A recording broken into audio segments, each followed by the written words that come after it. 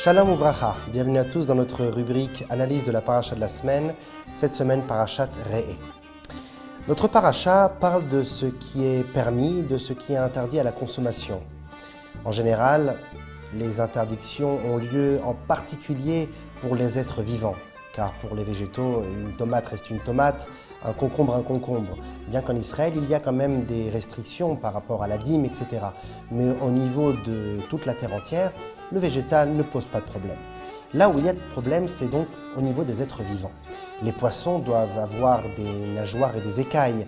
Les volailles ne sont pas toutes cachères et nous avons une tradition toute particulière pour les volailles. Par exemple, l'un des signes, c'est que la volaille ne doit pas avoir de pattes, des griffes vers l'avant, tel un prédateur. Il y a bien sûr la viande rouge, les bovins, sur lesquels il y a beaucoup de détails. Avoir les sabots fendus, ruminer. Notre paracha de cette semaine, dans le chapitre 12, verset 21, nous dira « Ve'zavarta ka'asher tziviticha » Tu l'offriras comme je te l'ai ordonné. Tu abattras la bête avant de la consommer, car à l'inverse des poissons, la viande doit être consommée après la viande et la volaille, bien entendu, doivent être consommées après de longues étapes de préparation. Alors, le métier d'abatteur est un métier comme un autre, c'est un métier qu'il faut apprendre avec de longues années d'expérience, mais aussi des années d'études. Il faudra l'étudier d'un point de vue théorique et d'un point de vue pratique, avoir un diplôme, avoir un niveau religieux bien entendu élevé. Et ensuite, lorsqu'arrive le moment de faire la shrita, de faire l'abattage de la bête, l'abattage ne peut être fait que sur le coup, avec un couteau affûté qui ne doit avoir aucun défaut. Les halachot, les lois doivent être précises. Ensuite, il y a la vérification de la viande. Après que la viande est morte, on lui ouvre le ventre, on l'inspecte à l'intérieur, s'il n'y a pas de trou dans les poumons ou dans le ventre ou quoi que ce soit. Si elle est interdite, alors on la vend dans les marchés non juifs. D'ailleurs, des fois dans des grands abattoirs, il peut y avoir 200 bêtes, et sur ces 200 bêtes, seulement 20 seront cachères, les autres seront vendues. Ensuite, la viande doit être plongée dans l'eau pendant une demi-heure. Ensuite, nous devons la saler pendant 1 heure. Après que le sel ait bu tout le sang et que la viande est vide du sang essentiel de l'animal, alors nous la lavons et ensuite seulement nous pouvons la consommer. Donc on voit qu'il y a véritablement un processus, une procédure véritablement importante, nécessaire, obligatoire avant de consommer de la viande. Et la question du jour, c'est quelle est la vision de la Torah? Qu'est-ce que Dieu nous demande par rapport à la viande? Est-il permis déjà de consommer de la viande? De quelle manière doit-on la consommer? A priori, lorsque Dieu nous donne tant de restrictions, tant de halachot, de lois avant de consommer de la viande, c'est peut-être pour nous décourager de ne pas en consommer. Alors, nous devons comprendre d'où cela vient. Alors, à première vue, au tout début de la Torah, a priori, Dieu demande à l'homme d'être végétarien. Car dans la paracha de Bereshit, chapitre 1, verset 29, il est dit « Vayomer Elohim, ine natati lachem » etc. Dieu dit « Je vous ai donné à Adam et Ève et kol ha'etz asher bo peri etz zorea zera lachem yelochla » Tout arbre du champ qui produit des fruits sera pour vous pour nourriture. Donc c'est-à-dire que Dieu permet à l'homme de manger seulement du végétal. Rashi nous dit toujours dans le livre de Bereshit, mais cette fois-ci Pasuk 29, Velo irsha le Adam ou le ishto le hamit bria le chol basar. Dieu ne permit pas à l'homme et à sa femme de tuer des créatures et d'en manger leur viande. Donc, nous devons manger seulement que des végétaux. Plusieurs générations plus tard, après le déluge qui avait décimé l'humanité, eh bien, Kadosh Baruch Hu permet à Noé et à sa famille de consommer de la viande. Kol remes asher uchai, tout être vivant qui est donc en vie, lachem yelochla sera pour vous comme nourriture, keyere kesev, comme la verdure de l'herbe que vous avez consommée tant d'années, celle-ci était permise et la viande non, et bien maintenant la viande le devient également, devient permis comme du végétal. Natati lachem et kol, je vous ai donné de tout, je vous ai tout donné, maintenant vous pouvez profiter de la terre. La question se pose, pourquoi ce changement radical? Pourquoi Kadosh Baruch Hu interdit la consommation de la viande? Et puis d'un seul coup, après le Maboul, décide tout d'un coup de le permettre aux hommes. Alors dans la Torah, il y a un concept qui s'appelle Lechatrila et Bedieved. Vulgairement, un plan A et un plan B, ce qui est nécessaire, ce que nous devons faire de base, et si cela n'a pas été fait, si le Lechatrila n'a pas été fait, alors il y a le Bedieved, ce qui nous reste comme second plan. Alors, au tout début de la création, l'homme est comparé au bijou de la création, c'est le choyé de Dieu, c'est la créature la plus élevée. Et il demande à l'homme d'être saint, d'être pur, et de ne tuer aucun être vivant, de ne pas tuer d'animaux. Malheureusement, avec les générations, l'homme se dégrade, s'affaiblit, rentre dans une animosité telle que Dieu désire le détruire, avec le Maboul, le déluge. Les hommes se tuaient, Hamas, le vol, le meurtre, la cohabitation des relations familiales, des relations intimes interdites. Alors Dieu désire tuer toute l'humanité et après cette extermination, il leur ordonne de manger de la viande. Quelle est la raison à cela?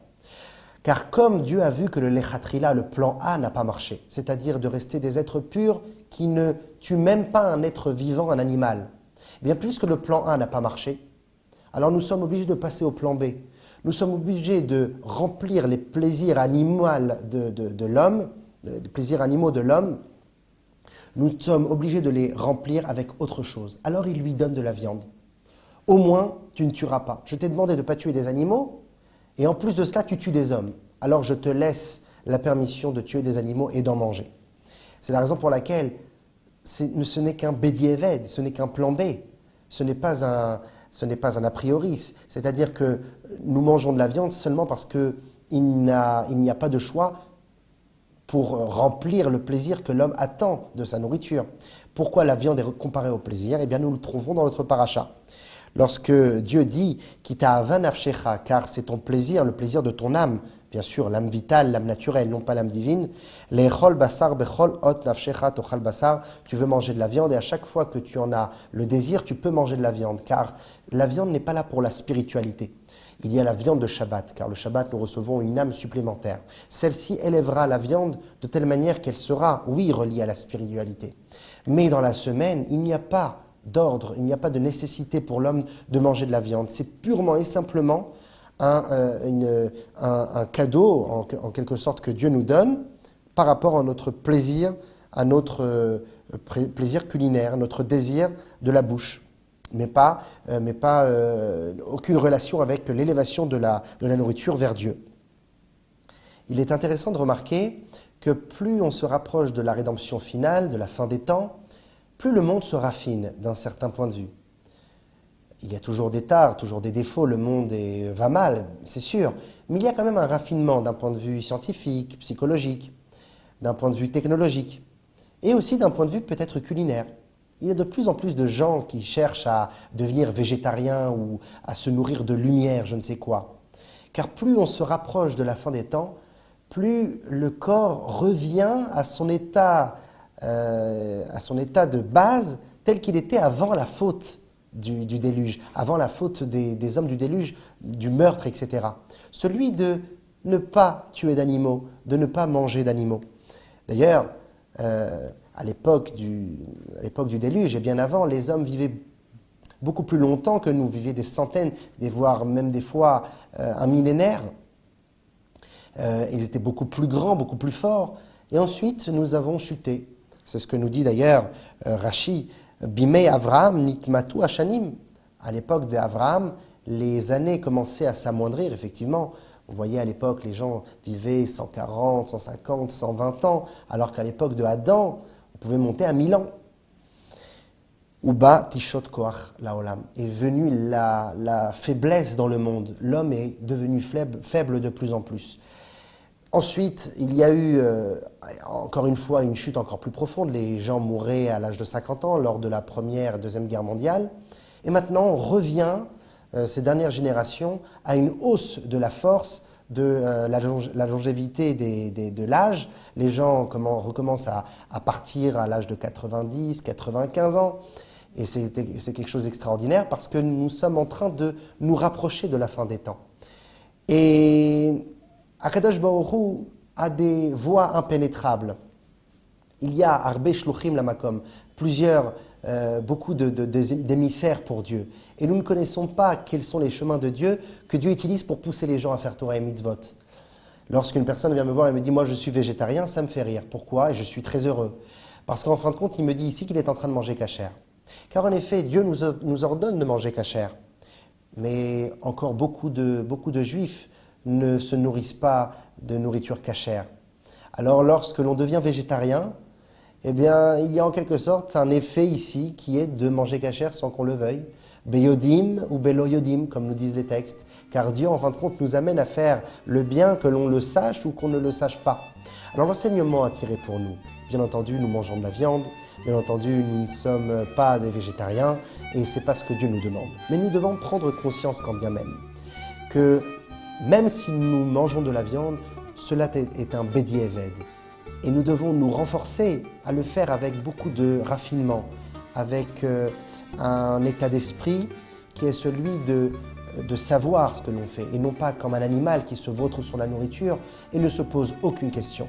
Donc, Bezrat Hashem, que nous puissions élever cette viande qui est l'âme animale en réalité, l'âme animale vers Dieu, jusqu'au jour où, lorsque la rédemption finale arrivera, l'âme animale deviendra la partie la plus pure de ce monde, renverser la vapeur, comme on dit, et tapera, renverser l'obscurité en lumière. Shabbat Shalom.